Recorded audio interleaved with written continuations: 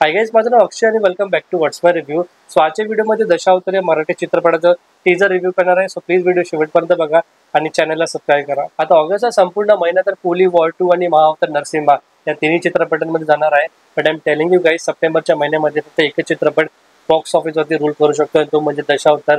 त्याचा रिसेंटली 1 मिनिटाचा teaser release झाला. आधी याला फिल्मचे एक ऑफिशियल पोस्टर, मग अनाउन्समेंट व्हिडिओ आणि आता हा टीजर.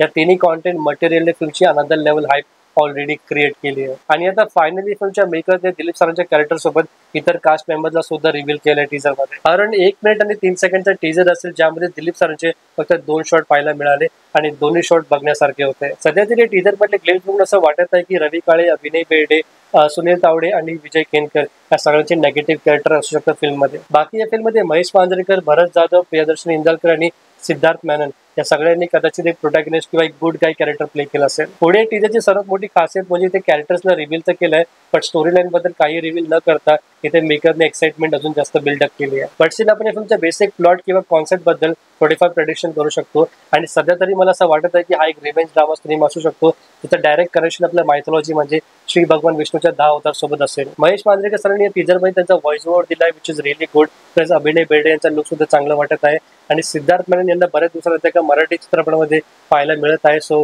ते बघून खरंच खूप खूप आनंद झाला. ऑनेस्टली मला असं वाटतं की जारण नंतर दशावतार हा एक असा सिनेमा असणार आहे जो प्रेझेंटेशन, स्टारकास्ट आणि कॉन्सेप्टच्या बाबतीत इक्वली अपेलिंग असणार आहे. आणि ते मेकर्सने एक वेगळा प्रयोग किंवा एक्सपेरिमेंट करण्याचा प्रयत्न केला आहे, ज्याला ऑडियन्सची सर्वात जास्त इथे गरज आहे. बाकी मला तर टीजर प्रचंड आवडलाय. तुमच्या टीजर बद्दल ओपिनियन काय असेल कमेंट सेक्शन मध्ये नक्कीच सांगा आणि व्हिडिओ शेवटपर्यंत बघण्यासाठी मनापासून धन्यवाद.